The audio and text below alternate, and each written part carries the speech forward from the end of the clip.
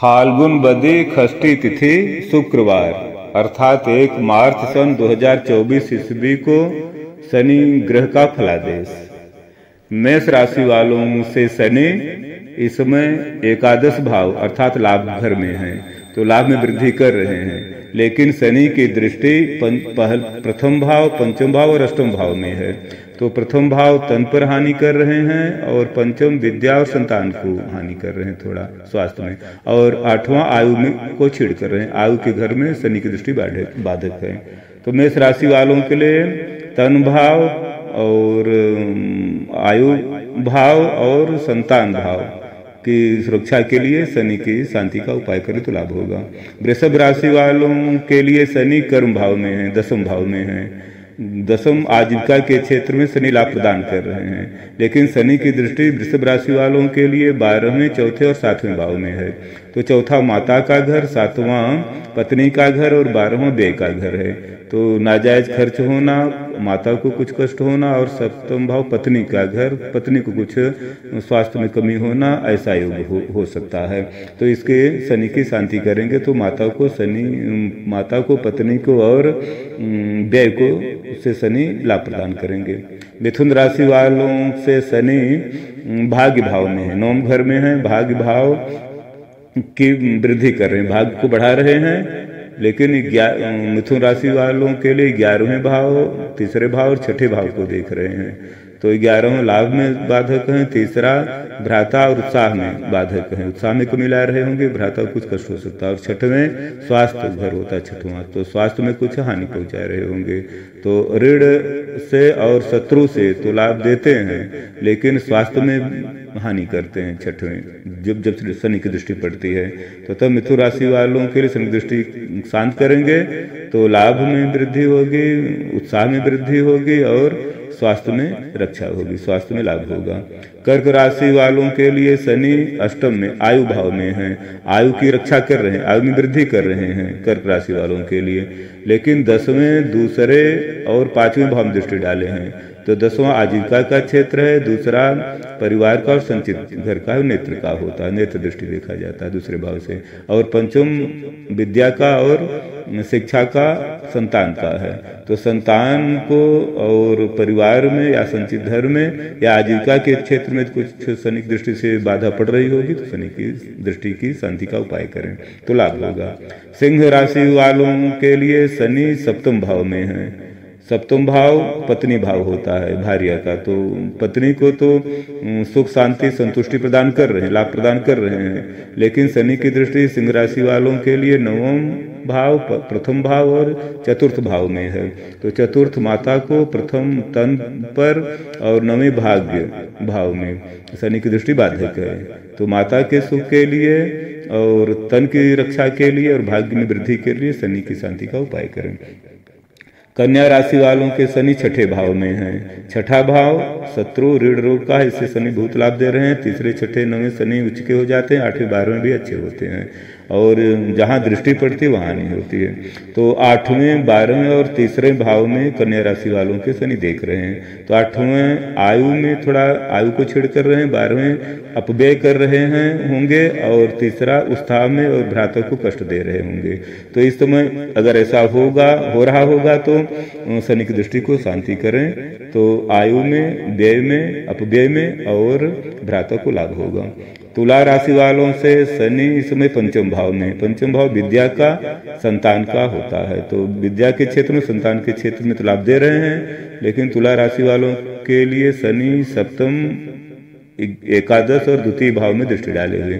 सप्तम पत्नी को कष्ट हो सकता है थोड़ा बहुत, और एकादश भाव में लाभ में हानि हो सकती है, लाभ रुका हुआ हो सकता है, और दूसरा परिवार और संचित धर्म में कुछ हानि हो सकती है। तो इसके लिए शनि की शांति का उपाय कर लेंगे तो पत्नी को, लाभ को और परिवार को तथा संचित धन में वृद्धि होगी। वृश्चिक राशि वालों के लिए शनि चतुर्थ भाव में, माता के घर में है। तो माता को जमीन, भवन, वाहन में तो सुख प्रदान, लाभ प्रदान कर रहे हैं, लेकिन छठे, 10वें और पहले भाव में शनि की दृष्टि पड़ी हुई है।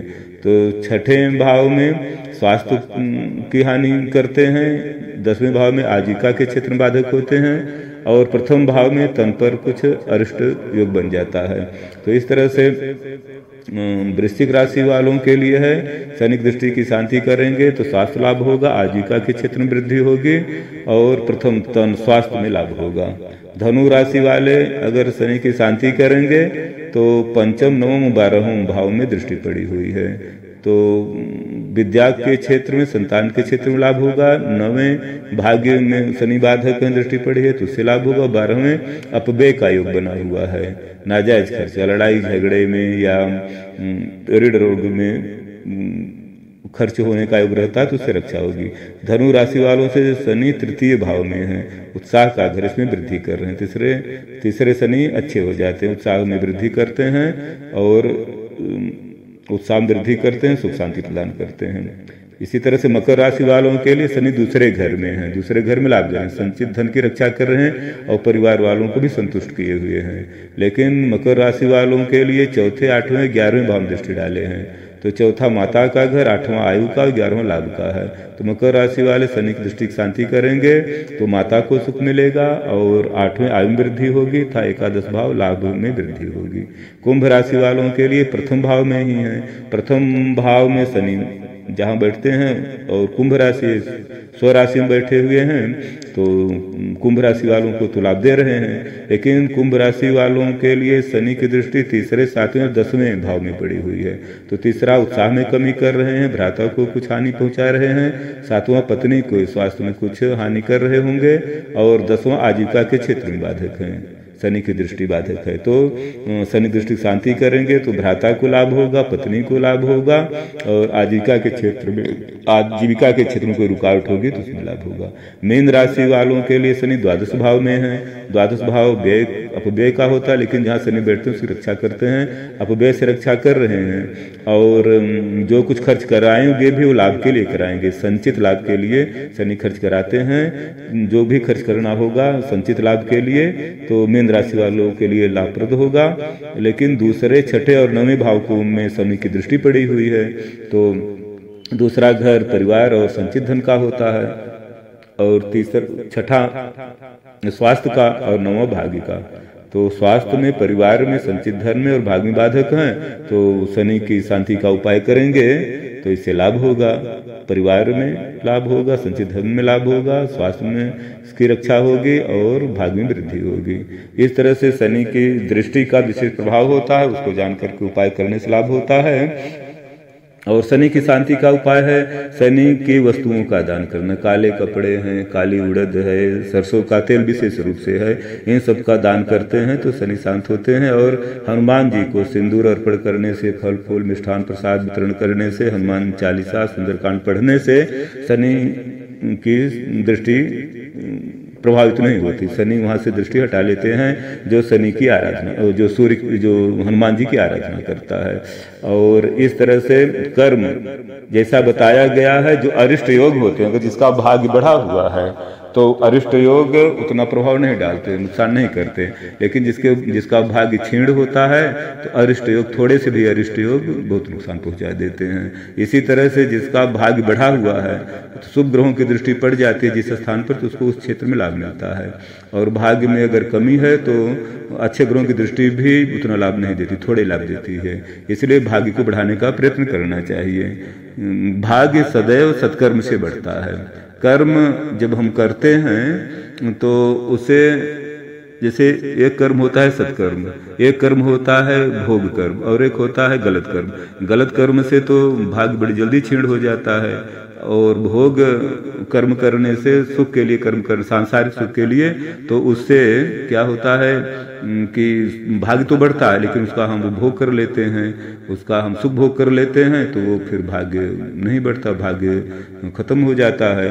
और जब सत्कर्म करते हैं, इष्ट की पूजा करते हैं या जन कल्याण के लिए, परोपकार के लिए निस्वार्थ भाव से कर्म करते हैं तो भाग्य की वृद्धि हो जाती है। जिसका भाग्य बढ़ा हुआ है उसका सब मंगल होता है और जिसका भाग्य कम होता है तो उसी के लिए ग्रह प्रभावित होते हैं। और भाग्य हमेशा सत्कर्म से बढ़ता है। जैसे कोई व्यक्ति कर्म से कर्म से भाग्य बढ़ता है और लाभ जो देते हैं भाग्य से लाभ मिलता है। जैसे कोई व्यक्ति सर्विस करता है, बिजनेस करता है तो धन की प्राप्ति होती है और वस्तु की प्राप्ति नहीं होती, तो धन से जो सुख चाहे प्राप्त कर सकते। उसी तरह सत्कर्म जब भाग्य बढ़ाता है, सत्कर्म केवल भाग्य बढ़ाता है। जो भी कर्म हो वो या तो अच्छा कर्म में भाग बढ़ाएगा, गलत कर्म में भाग को छेड़ करेगा। केवल भाग बढ़ाने का काम ही कर्म करते हैं। कर्म प्रधान तो है लेकिन भाग्य बढ़ाने में, और भाग जितना रहता है उसी के अनुसार से संसार का फल मिलता है, उसी ज्ञान की वृद्धि होती है, गति भी सुंदर होती है उसी अनुसार से। ऐसा जान करके ही कर्म करना चाहिए और अपने इन जो भाग्य फल कहा गया उसका अवलोकन करना चाहिए, उसका विचार करना चाहिए। ऐसा नहीं जिसका अरिष्ट योग है तो अरिष्ट ही होगा, उसका भाग्य बढ़ा तो अरिष्ट नहीं होगा, लेकिन भाग्य कमजोर होता है तब कुछ नुकसान होता है। तो भाग्य बढ़ाने का प्रयत्न करना चाहिए। ऐसा जानकर अपने आप को सुरक्षित रखें और अपने जीवन को सफल बनाएं। हरिओम तत्सत, हरिओम तत्सत।